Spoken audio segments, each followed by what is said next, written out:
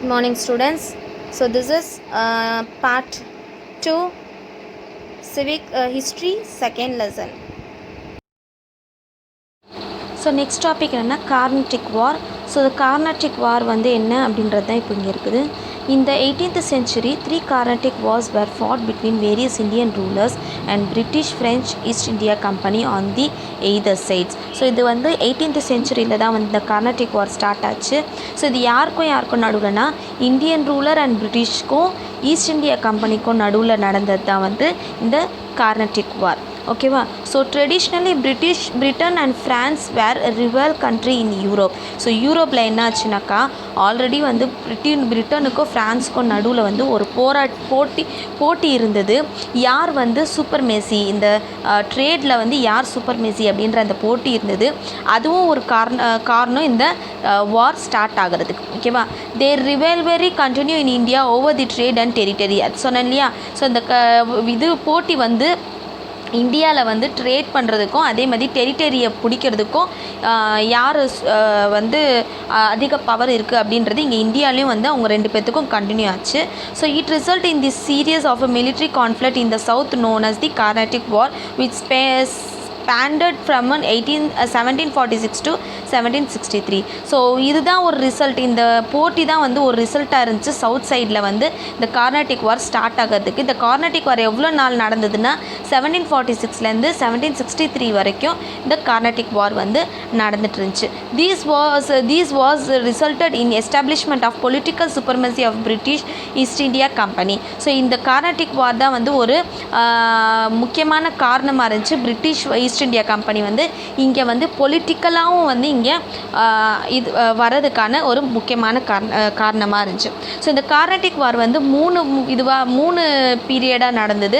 First கார்னட்டிக் வார், second Carnatic வார், third கார்னட்டிக் வார். First கார்னட்டிக் வார் வந்து எப்போத்துலேருந்து எப்போ நடந்ததுன்னா 1746லேருந்து 1748 வரைக்கும் வந்து ஃபர்ஸ்ட் கார்னட்டிக் வார் நடந்தது. செகண்ட் கார்னட்டிக் வார் வந்து 1749லேருந்து 1754 வரைக்கும் நடந்தது. தேர்ட் கார்னட்டிக் வார் வந்து 1756லேருந்து 1763 வரைக்கும் நடந்தது. அண்டர்ஸ்டுட். ஸோ இப்போ ஃபஸ்ட் கார்னட்டிக் வார் என்ன ஆச்சுன்னு பார்ப்போம்.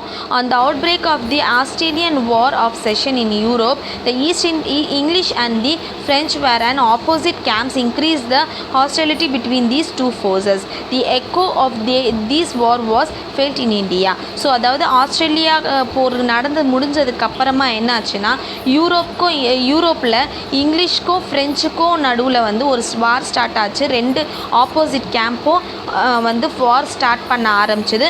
அதோட அந்த யூரோப்பில் நடந்த ஒரு வாரோட எதிரொலி தான் வந்து இங்கே இந்தியாலையும் வந்து இந்த வார் ஸ்டார்ட் ஆகிறதுக்கு ஒரு எதிரொலியாக இருந்துச்சு. ஓகேவா? ஒரு காரணமாக இருந்துச்சு.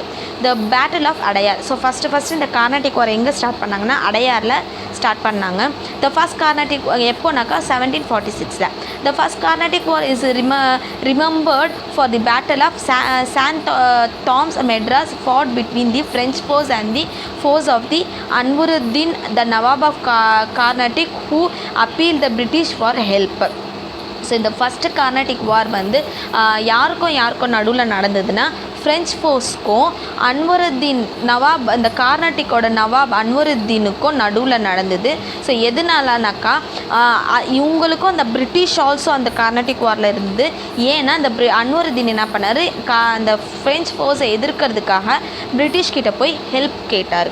ஸோ இது எங்கே நடந்ததுனாக்கா மெட்ராஸில். இப்போ மெட்ராஸ்ன்றது இங்கே சென்னை. ஓகேவா? ஸோ மெட்ராஸில் அடையாரில் சென்ட் தாமஸ் அப்படின்ற இடத்துல நடந்தது. Small French army under captain paradise defeated the strong Indian army under the Mahfuz Khan at San. So என்னாச்சுனாக்கா, ஸோ அப்போ வந்து அந்த ஃப்ரெஞ்ச் ஆர்மியோட போர் தலைமை யார் இது பண்ணாங்கன்னா கேப்டன் பேரடைஸ். ஸோ அவர் என்ன பண்ணார், இந்தியன் ஆர்மியை வந்து டிஃபீட் பண்ணார். இந்தியன் ஆர்மியை வந்து யார் வழி நடத்துனாங்கன்னா மஹ்ஃபூஸ் கான். ஸோ இந்தியாவை வந்து டிஃபீட் பண்ணாங்க French. Tom on bank of river Adyar. So எங்கனாக்கா அடையாரில் டிஃபீட் பண்ணாங்க. This was the first occasion when the superiority of the well trained and well equipped European army over the Indian army was proved beyond a doubt. So இதுதான் வந்து first occasion, first ஈவெண்ட்டாக இருந்துச்சு. என்னென்னா யூரோப்போட army well equipped trained army வந்து India மேலே அவங்களோட பவரை வந்து காமிக்கிறதுக்கான ஒரு அக்கேஷன், ஒரு ஈவெண்ட்டாக இருந்தது. ஓகேவா? ஸோ இந்த வார் வந்து எப்படி எண்டுக்கு வந்ததுன்னா ட்ரீட்டி ஆஃப் ஆக்ஸ்லா சாப்பல், அதாவது 1746 இந்த ட்ரீட்டி வந்து சைன் பண்ணாங்க. So the war was ended by the treaty of Aix la Chapelle which brought the Australian war succession to end. So எப்படி ஆஸ்திரேலியன் வார் அங்கே எண்ட் ஆச்சோ அதே டைமில் தான் இங்கேயும் வந்து கார்னட்டிக் வார் வந்து எண்ட் ஆச்சு. ஸோ அதில் அங்கேயும் வந்து ஆக்ஸ்லா சாப்பல் சைன் பண்ணாங்க, அதே இதுவே இங்கேயும் சைன் பண்ணாங்க. Under the terms of this treaty, இந்த ட்ரீட்டி என்னென்னா Madras was return back to the English. So English அதாவது பிரிட்டனுக்கு வந்து மெட்ராஸை வந்து நாங்கள் ரிட்டர்ன் பண்ணிடுறோம் அப்படின்னு சொல்லிட்டு ஃப்ரெஞ்ச் சொல்கிறாங்க. And the French in turn got territories in the North America. So நாங்கள் மெட்ராஸை உங்களுக்கு ரிட்டர்ன் பண்ணிடுறோம், அதே சமயம் எங்களுக்கு நார்த் அமெரிக்காவில் இருக்கிற எங்களோட இதுவை வந்து நீங்கள் எங்களுக்கு திருப்பி கொடுக்கணும் அப்படின்ற ஒரு அக்ரிமெண்ட்டில் தான் வந்து இந்த ஃபஸ்ட்டு பேட்டில் வந்து முடிவுக்கு வந்தது. அண்டர்ஸ்டுட்? இப்போ நெக்ஸ்ட்டு வந்து second Carnatic war. The main cause second Carnatic war என்னன்னு பார்ப்போம். The main cause of this war was issued of succession in the Carnatic and Hyderabad. The Anwaruddin Khan and Chanda Sahib were two clients to throne the Carnatics, where Nawab Jung, Nazir Jung and Muzaffar Jung were claimants to throne the Hyderabad. So இது யாருக்கும் நடுவில்னாக்கா கார்னட்டிக் and ஹைதராபாத்துக்கு அந்த ரெண்டு கிங்ஸ்க்கும் நடுவில் நடந்தது தான் இது. So இது யாருனாக்கா நசீர் ஜங் அண்டு முசாஃபர் ஜங், அவங்க ரெண்டு பேருக்கும் நடுவில் இது பண்ணது தான் இந்த second Carnatic war. The French support Chanda Sahib. இதில் என்ன ஆகுதுனாக்கா சந்தா சாஹிப்பை வந்து ஃப்ரெஞ்சு சப்போர்ட் பண்ணுறாங்க, அதே சமயத்தில் முசாஃபர் ஜங்கை வந்து பிரிட்டிஷ் சப்போர்ட் பண்ணுறாங்க. ஸோ இதனால தான் வந்து இவங்க ரெண்டு பேரும் இந்த இன்டைரக்டாக வந்து ஃப்ரெஞ்சுக்கும் பிரிட்டிஷ்க்கும் நடுவில் இந்த வார் நடக்குது. Objectives to keep their interest on influence on the entire Deccan. So இவங்களோட ஆப்ஜெக்டிவ்ஸ் என்ன இருந்துச்சுன்னா, ஸோ ஃபுல்லாக இந்த entire Deccan side south side ஃபுல்லாகவே வந்து அவங்களோட கண்ட்ரோலில் வந்துடணும் அப்படின்ற ஒரு ஆப்ஜெக்டிவ்ஸில் தான் வந்து ஃப்ரெஞ்சும் பிரிட்டிஷை வந்து ஆப்போசிட் சைட்ஸில் இருக்கவங்களுக்கு சப்போர்ட் பண்ண ஆரம்பிக்கிறாங்க. So the battle of Ambur. ஸோ இது எங்கே நடக்குதுன்னா ஆம்பூரில் நடக்குது 1749. Finally Dupleix, Chanda Sahib and Muzaffar Jung formed a grand alliance and killed the Anwaruddin Khan and Nawab of Carnatic on 3rd August 1749 in the Battle of Ambur. So இதில் என்ன ஆகுதுனாக்கா அன்வருத்தீன் கானை வந்து யார் டிஃபீட் பண்ணுறாங்கன்னா டூப்ளெக்ஸ், அதாவது பிரிட்டிஷோட கவர்னர் ஜெனரல் டூப்ளெக்ஸு சந்தா சாஹிப் அண்ட் முசாஃபர் ஜங்கோ கூட சேர்ந்து அன்வருத்தீன் கானை வந்து டிஃபீட் பண்ணுறாரு ஆன் ஆகஸ்ட்டு 1749. ஓகேவா? எங்கனாக்கா ஆம்பூரில். ஸோ அதனால தான் வந்து ஆம்பூரில் நடக்குது இந்த battle. Muhammad Ali the son of Anwaruddin fell to Tiruchirappalli. So அன்வருத்தீனோட சன் வந்து என்ன பண்ணிடுறாரு, திருச்சிராப்பள்ளிக்கு ஓடி போயிடுறாரு. Chanda Sahib became the nawab of Carnatic and rewarded the French with the grant of 18 village and around Pondicherry. So இதை என்ன ஆகுதுனாக்கா இவர் வந்து உயிர் பயத்தில் இவர் ஓடி போயிடுறாரு இதுக்கு திருச்சிராப்பள்ளிக்கு.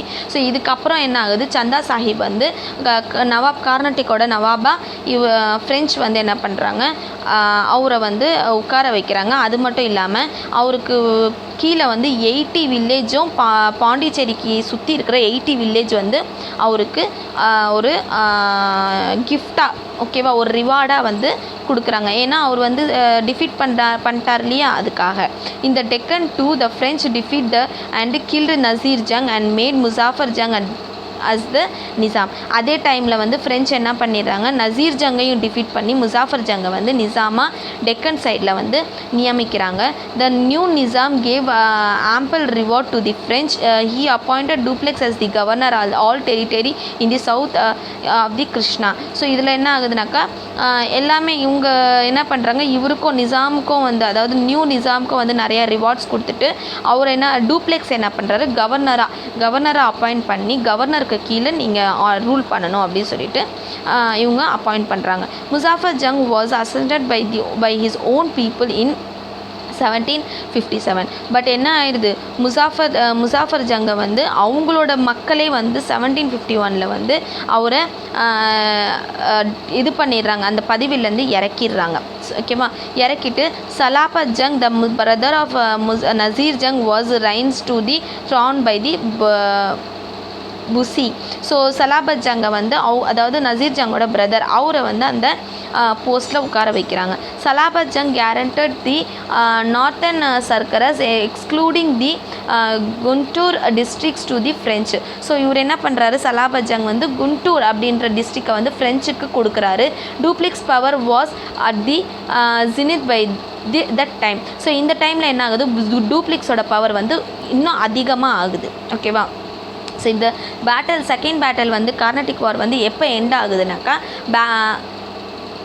எப்போ ஆம்பூரில் முடிஞ்சுது. ஸோ அதுக்கப்புறம் எங்கே திருப்பியும் ஸ்டார்ட் ஆகுதுனாக்கா பேட்டில் ஆஃப் ஆர்காட். ஸோ ஆர்காட்டில் வந்து 1751 ஸ்டார்ட் ஆகுது. என்னென்னா இந்த mean time Dupleix sent to force besiege the fort of Trichy where Muhammad Ali had taken shelter. So அதே டைமில் என்ன பண்ணுறாரு, டூப்ளெக்ஸ் வந்து அதாவது இங்கே நடந்துட்டு இருக்கும் போதே என்ன ஆகுதுனாக்கா டூப்ளெக்ஸ் வந்து திருச்சிக்கு வந்து அவரோட ஆர்மியை இது பண்ணுறாரு, அங்கே இருக்கிற இதை வந்து கேப்சர் பண்ணணும் அப்படின்னு சொல்லிட்டு. Chanda Sahib also join with the French in their effort to besiege Trichy. So இந்த திருச்சியை கேப்சர் பண்ணணும்னு சொல்லி தெரிஞ்ச உடனே சந்தா சாஹிப் என்ன பண்ணுறாரு, ஃப்ரெஞ்சோட சேர்ந்துக்கிறாரு. Robert Clive proposal was accepted by the British governor Southers and with only 200 English and 3 Indian soldiers, Clive was entrusted to talk of capture Orchard. He attacked proved successfully. So இவங்க என்ன பண்ணுறாங்க, ராபர்ட் கிளைவ் கூட வந்து பேச்சுவார்த்தை நடக்கிறாங்க. So இவர் வந்து first accept பண்ணிக்கிறாரு. அதுக்கப்புறம் என்ன பண்ணுறாரு, அவரோட 200 இங்கிலீஷையும் 300 இந்தியன் சோல்ஜர்ஸையும் அவர் வந்து என்ன பண்ணுறாரு, என்டர் பண்ணி வந்து ஆர்காட்டை வந்து கேப்சர் பண்ணி சக்ஸஸ்ஃபுல் ஆயிடுறாரு. Robert Clive defeated the French at the Arni and Kaveripak. So Robert Clive வந்து ஃப்ரெஞ்சை எங்கே டிஃபீட் பண்ணார்னா ஆர்னி அண்ட் காவேரி பார்க் அப்படின்ற இடத்துல வந்து இவங்கள டிஃபீட் பண்ணுறாரு, இவங்கள தோக்கடிக்கிறாரு. With assistant of Lawrence Chanda Sahib was killed in the Trichy. So இதில் என்ன ஆகுதுனாக்கா சந்தா சாஹிப்பை வந்து லாரன்ஸ் அப்படின்றவர் வந்து சாவடிச்சிடுறாரு திருச்சியில். Muhammad Ali was made the nawab of Arcot under the British protections. So அதுக்கப்புறம் இவர் யார், லாரன்ஸ் சந்தா சாஹிப்பை சாவடிச்சதுக்கப்புறமா அந்த திருச்சியில் வந்து முகமது அலியை வந்து நவாபாக கொண்டு வராங்க. அந்த ஆர்காட் ஃபுல்லாகவே வந்து அவர் தான் வந்து ஆளணும் அப்படின்னு சொல்லிட்டு the French government recalled duplex to the Paris. So again என்ன ஆகுது, ஃப்ரெஞ்ச் கவர்மெண்ட் வந்து டூப்ளெக்ஸை வந்து இவர் ராபர்ட் கிளைவ் டூப்ளெக்ஸை வந்து தோக்கடிச்சிடுறாரு இல்லையா, அதனால் வந்து டூப்ளெக்ஸை வந்து ஃப்ரெஞ்ச் வந்து நீங்கள் இங்கேயே திரும்பி வந்துடுங்க அப்படின்னு சொல்லிட்டு பாரிஸ்க்கு கூப்பிட்டுக்கிறாங்க. ஓகேவா, ஸோ இந்த செகண்ட் பேட்டில் வந்து கார்னட்டிக் வார் வந்து எப்படி முடியுதுனாக்கா ட்ரீட்டி ஆஃப் பாண்டிச்சேரி ஒரு அக்ரிமெண்ட், பாண்டிச்சேரியில் ஒரு அக்ரிமெண்ட் போடுறாங்க. ஸோ அது எப்போ அக்ரிமெண்ட் நடக்குதுன்னா 1755. ஸோ என்ன அக்ரிமெண்ட்னா Dupleix was succeeded by the Godeheu who agreed the treaty of Pondicherry. So Dupleix வந்து குடுவை வந்து சக்சீட் பண்ணிடுறாரு, பண்ணி ஒரு ட்ரீட்டி போடுறாங்க. அக்கார்டிங் டு இட், அதாவது இந்த ட்ரீட்டி என்னன்னா both the power agreed not to interfere in the internal affair of the native states. இவங்க ரெண்டு பேருமே வந்து என்ன ஒப்பந்தம் கொண்டு வராங்கன்னா, அவங்கவுங்க வந்து அவங்கவுங்க ஸ்டேட்டில் வந்து இண்டிபெண்ட்டாக இருக்கணும். யாரும் மற்றவங்க ஸ்டேட்குள்ளே இன்டர்ஃபயர் ஆகக்கூடாது, ஸ்டேட்குள்ளே நடக்கிற இதில் இன்டர்ஃபயர் ஆகக்கூடாது அப்படின்னு சொல்லிட்டு அவங்க ஒரு ஒப்பந்தம் கொண்டு வராங்க. They were to return their old position. அதே மாதிரி அவங்கவுங்க கேப்சர் பண்ணி வச்சுருந்த பொசிஷனை அவங்கவுங்களுக்கு ரிட்டர்ன் பண்ணிடணும் அப்படின்றதையும் அந்த அக்ரிமெண்ட்டில் கொண்டு வராங்க. New forts should not be built by either power. The treaty made the British stronger. So என்ன சொல்கிறாங்கன்னா, மூணாவது கண்டிஷன் என்ன கொடுக்குறாங்கனாக்கா, யாருமே வந்து புதுசாக ஒரு கோட்டையை வந்து கட்டக்கூடாது அப்படின்னு சொல்லிடுறாங்க. ஸோ இது வந்து என்ன ஆகுதுன்னா, பிரிட்டிஷை வந்து இன்னும் ஸ்ட்ராங்காக ஆக்கிடுது. The Second Carnatic War also proved inconclusive.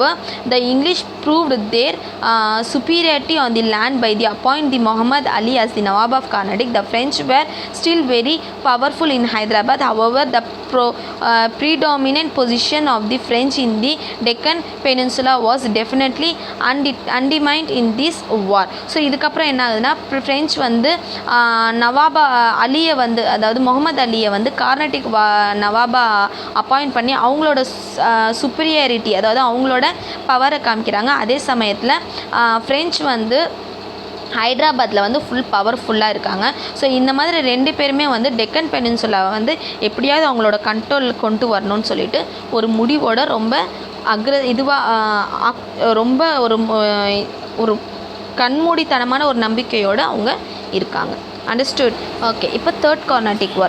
The outbreak of 7 years war in Europe lead the Third Carnatic War in India. So இந்த Third Carnatic War ஸ்டார்ட் ஆகிறதுக்கான காரணம் என்னென்னா, யூரோப்பில் வந்து 7 வருஷம் இந்த வார் நடந்துச்சு இல்லையா. ஃபஸ்ட் கார்னாட்டிக் வார், செகண்ட் கார்னாட்டிக் வார், இந்த சொன்னேன் இல்லையா, அவங்க வந்து அங்கே யூரோப்பில் நடக்கிற யூரோப் அண்ட் ஃப்ரான்ஸ் அண்ட் பிரிட்டிஷ்க்கு நடக்கிற வார் தான் வந்து இங்கே ரெஃப்ளெக்ட் ஆகுதுன்ட்டு. ஸோ அது 7 இயர்ஸ் நடந்தது. ஸோ அதோட ரெஃப்ளெக்ஷன் தான் வந்து இன்னும் இங்கே Third Carnatic War ஸ்டார்ட் ஆகிறதுக்கான ஒரு காரணமாக இருந்துச்சு. By this time, Robert Clive established the power in Bengal by Battle of Plassey, which provided them with the necessary finance for the Third Carnatic War. So already சொன்னேன் இல்லையா, the Battle of இந்த Third Carnatic War நடக்கும்போதே அதே சமயத்தில் என்ன ஆகுதுனாக்கா, இங்கே another side, இந்த சைடில் வந்து பேட்டில் ஆஃப் பிளாசி அண்டு இது பேட்டில் ஆஃப் புக்சர் நடக்குது. ஸோ அந்த பேட்டில் ஆஃப் பிளாசியில் ஜெயிச்சு அவங்க ட்ரெஷரி வின் பண்ணாங்க இல்லையா. ஸோ அதை தான் வந்து இவங்க Third Carnatic Warக்கு வந்து அவங்க யூஸ் பண்ணிக்கிறாங்க, அவங்களோட மிலிட்ரியை வந்து ஸ்ட்ரென்தன் பண்ணணும் அப்படின்றதுக்காக.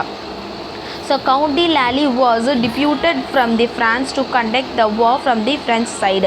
ஸோ ஃப்ரெஞ்ச் சைடில் வந்து கவுண்ட் டி லாலியை வந்து அனுப்புகிறாங்க இந்த வாரை வந்து வழி நடத்தணும்னு சொல்லிட்டு. ஸோ ஆல்ரெடி டூப்ளெக்ஸை தான் அவங்க வந்து திருப்பி கூப்பிட்டுக்கிட்டாங்க இல்லையா, நீங்கள் வந்து அங்கே இருந்தது போதும்னு சொல்லிட்டு. ஸோ அவருக்கு பதிலாக என்ன பண்ணுறாங்க, கவுண்ட் டி லாலியை வந்து இங்கே அனுப்புகிறாங்க.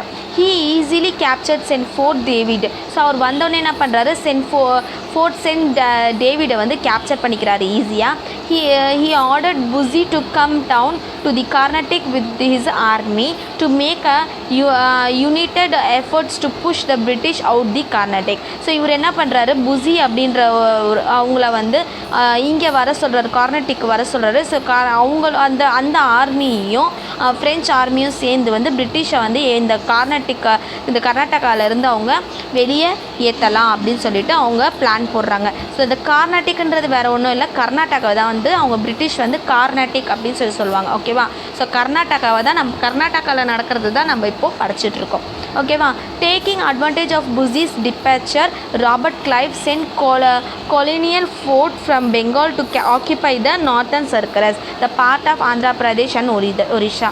ஸோ இந்த புஸிஸ் அவங்க வந்தாங்களே, அவங்க வந்த இது அட்வான்டேஜ் எடுத்துக்கிட்டு ராபர்ட் கிளைவ் என்ன பண்ணுறாரு, இவரோட கொலனியல் அதாவது ஃப்ரோட் அப்படின்றவரை வந்து பெங்காலுக்கு வந்து அனுப்புகிறாரு. அங்கே நார்த்தன் சர்க்கரஸை வந்து, அதாவது ஆந்திரா பிரதேஷ் அண்ட் ஒரிசாவை வந்து ஃபுல்லாக கேப்சர் பண்ணுறதுக்கு அவர் இங்கேருந்து அவரோட ஆர்மியை, ராபர்ட் கிளைவ் வந்து பிரிட்டிஷோட ஆர்மியை வந்து சென்ட் பண்ணுறாரு. Understood? The Battle of Vandy Wash 1760. So the decisive battle of the Third Carnatic War was fought on January 22, 1760. So இந்த தேர்ட் கார்னாட்டிக் வார் எங்கே நடக்குதுன்னா, வேண்டி வாஷ் அப்படின்ற இடத்துல தான் இது நடக்குது. ஸோ அது எப்போ ஸ்டார்ட் ஆகுதுனாக்கா 22 ஜனவரி 1760 ஸ்டார்ட் ஆகுது. சரியா? த English army under general Iyer கோட்டி டோட்டலி ரூட்டட் த ஃப்ரான்ச் ஆர்மி அண்டர் லாலி. ஸோ இவர் வந்து கவர்னர் ஜென்ரல் ஐயர் கோட்டி. ஸோ இவரோட ஆர்மி வந்து ரொம்ப அக்ரெசிவாக இருக்குது. ஸோ இவரோட ஆர்மி என்ன ஆகுதுனாக்கா இந்த ஃப்ரெஞ்ச் ஆர்மியை வந்து ஃபுல் அண்ட் ஃபுல் வந்து டிஃபீட் பண்ணி அவங்கள வந்து என்ன சொல்கிறது அழிச்சிருது. ஃபுல்லாக அவங்களோட ஃப்ரெஞ்ச் ஆர்மியை ஃபுல்லாகவே அழிச்சிருது. Within a year the French had lost all their positions in the India. So ஒரு வருஷத்துலேயே என்ன ஆயிடுதுனாக்கா அவங்களோட இந்தியாவில் கேப்சர் பண்ணியிருந்த எல்லா பொசிஷனையும் வந்து ஃப்ரெஞ்ச் ஆர்மி வந்து தோத்துடுறாங்க. Lally returned to French where he was imprisoned and executed. So அதுக்கப்புறம் என்ன ஆகுது, லாலியை வந்து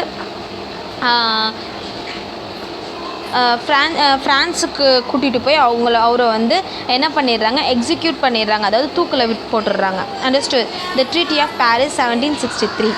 த 7 years war was concluded by the treaty of Paris. இந்த 7 years war வந்து எப்படி கன்க்ளூட் ஆகுதுன்னா இந்த பாரிஸ் அப்படின்ற இடத்துல ஒப்பந்தம் போடுறதுல தான் வந்து இந்த இது கன்க்ளூட் ஆகுது. The French settlements including Pondicherry were given back to the French. So இந்த ஒப்பந்தத்தில் என்ன சொல்கிறாங்கன்னா அவங்களோட ஃப்ரெஞ்ச் செட்டில்மெண்ட்ஸ் அவங்க இந்தியாவில் வந்து என்னென்ன செட்டில்மெண்ட்ஸ் இருக்கோ அது எல்லாமே வந்து அவங்க என்ன பண்ணணும், ஃப்ரெஞ்சுக்கே வந்து திருப்பி கொடுத்துடணும். அதே மாதிரி இன்க்ளூடிங் பாண்டிச்சேரியும் வந்து அவங்களுக்கு திருப்பி கொடுத்துடணும் அப்படின்னு சொல்லி அந்த அக்ரிமெண்ட் போடுறாங்க. But they were burdenly from the fortified those place. So they were not allowed to gather armies. The French dominance in the India particularly came to an end. So அவங்களுக்கு இன்னொரு இது என்ன சொல்கிறாங்கனாக்கா, நீங்கள் வந்து அதாவது இங்கே இந்தியாவில் வந்து நீங்கள் எங்கேயுமே இது பண்ணக்கூடாது, கோட்டை அமைக்கக்கூடாது. ஃப்ரெஞ்சை சொல்கிறாங்க, நீங்கள் இங்கே வந்து எங்கேயுமே கோட்டையை அமைக்கக்கூடாது அப்படின்னு சொல்கிறாங்க. யார்? பிரிட்டிஷ். இது யாருக்கும் நடுவில் நடக்குது ட்ரீட்டினாக்கா பிரிட்டிஷுக்கும் ஃப்ரான்ஸுக்கும் நடுவில் நடக்கிற ஒரு ட்ரீட்டி தான் இது. ஓகேவா? ஸோ இந்த ட்ரீட்டியில் ஃபஸ்ட்டு பாயிண்ட் என்ன சொல்கிறாங்க, ஃப்ரெஞ்ச் செட்டில்மெண்ட்ஸ் எல்லாமே இன்க்ளூடிங் பாண்டிச்சேரி எல்லாமே அவங்களுக்கு திருப்பி தரப்படும் அப்படின்றாங்க. அதே மாதிரி இங்கே வந்து எந்த பிளேஸ்லையுமே வந்து உங்களோட கோட்டையை நீங்கள் அமைக்கக்கூடாது அப்படின்னு சொல்கிறாங்க. அதுக்கப்புறம் என்ன பண்ணிடுறாங்க, இங்கே வந்து எங்கேயுமே வந்து நீங்கள் ஆர்மியை வந்து கேதர் பண்ணக்கூடாது, இந்தியாவில் உங்கள் ஆர்மி எங்கேயுமே இங்கே இருக்கக்கூடாது அப்படின்ற கண்டிஷன் வைக்கிறாங்க. அதுக்கப்புறம் வந்து இந்த கண்டிஷன்லாம் வச்சுட்டு இது பண்ணி இந்த ட்ரீட்டி சைன் ஆகுது. ஸோ இந்த ட்ரீட்டி சைன் ஆனதுக்கப்புறமா என்ன ஆகுது, ஃபுல் அண்ட் ஃபுல் இந்தியாவோட டாமினேஷன் வந்து ஃப்ரெஞ்சோட டாமினேஷன் வந்து இந்தியாவில் ஃபுல்லாக வந்து எண்டுக்கு வருது. ஸோ இதோட என்ன ஆகுது, இந்த கார்னட்டிக் வார் வந்து எண்டுக்கு வருது. Understood? Thank you children. I hope you understand the part 2 very well. We will see the next part in the next session. Till that, take care. Bye.